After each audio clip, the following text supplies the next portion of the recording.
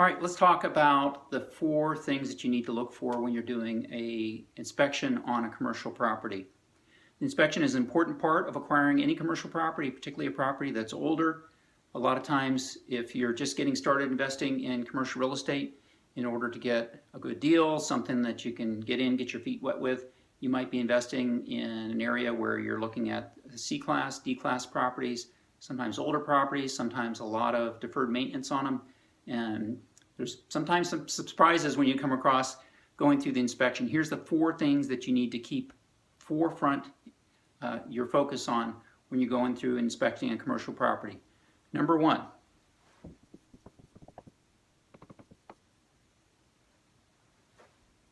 safety items. Anything that relates to the safety of the tenants. It could be a cracked heat exchanger in a furnace or a heating unit. It could be that there's one property that's one of our students has under contract this week that we're going through the inspection on. They found there were some large panes of glass that had been replaced by either the previous owner or by their maintenance person with just regular sheet glass, not safety glass. Not a good thing if that window was to break, and it could cut someone open, and that could be a liability for you.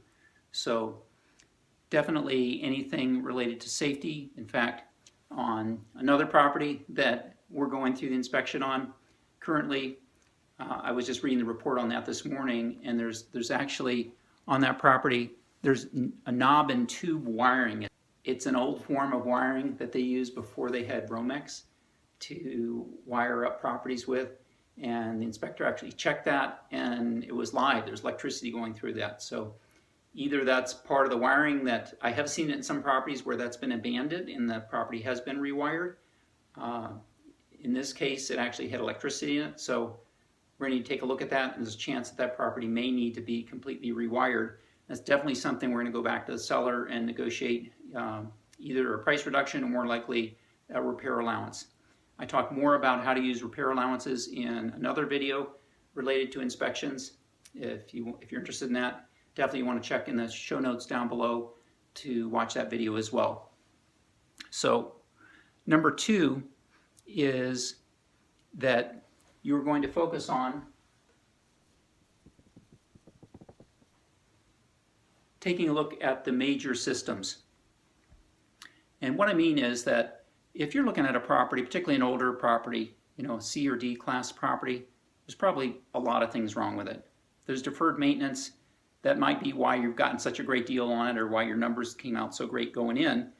This is where you find out what the real numbers are and what it's really going to take you to price-wise, time-wise, to get this property in shape and to take care of this stuff. So the major systems are something that you want to take a look at. The roof, and not just the roof's okay. We had a report that came in on a commercial property recently from one of our students, and the inspector said, yeah, the roof's good. Well, what does that mean? Does that mean it's good and it has another 2 years left in its life, or it's good and it has another 12 years or 15 years in its life? So you basically want to be able to look at something like the roof, the heating, HVAC, heating or air conditioning systems, any of the appliances, maybe hot water heaters if you want to drill down that far, and look at those and get an idea of how old they are and when you expect that they might need to be replaced. Appliances don't sound like a big deal, something like a dishwasher, but if you're looking at a 20-unit property and all of the dishwashers are the same age and they're all at the point where they're starting to fail, you're going to need to add 20 new dishwashers and the labor to put them into your expense estimates for you acquiring the property. Make sense? Okay, number 3 is what I call the next 5 years. What you're doing is you're trying to get an idea of what things you're going to need to do in this property during the period of time that you own it. We use 5 years because oftentimes with the property, when you go in, fix up the property, get the rents up to market rates, improve the property, decrease the expenses. A lot of times 5 years, 3 to 5 years is a good time frame, particularly if you're bringing other investors to give you some of the money to go in and buy the property with. They're okay with that time period to get in and get back out of the deal. So you want to have an idea of roughly what that's going to cost. You're not going to figure it out down to the penny or anywhere close, but you want to get an idea. And one of the things that I try to do is when I'm going through a property, or I've got my property managers or my maintenance team going through a property, I want them to look through the units and find some of the units that they think might be some of the first units that we should really be turning or redoing in the course of working on a property. The nice thing, if you have an apartment building and you've got enough units, if you have a unit that really needs a lot of work in it and that you would like to really have it kind of gone through and brought up to speed, and I'm not talking about granite countertops by any means, I'm just talking about going through and replacing the carpeting that's worn through and getting the walls painted and all that type of stuff, maybe some new countertops in the kitchen, that type of thing. It's a lot easier to do that stuff without someone in the unit.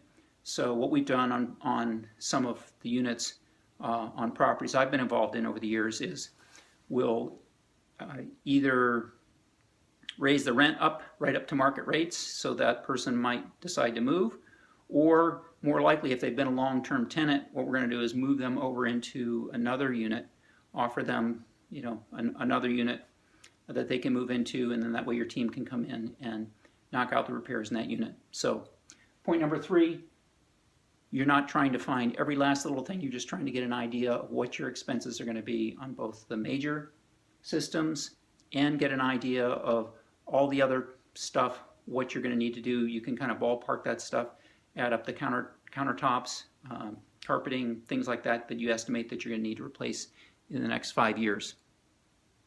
The 4th thing you're going to look for is what I call cosmetic stuff, other cosmetic stuff.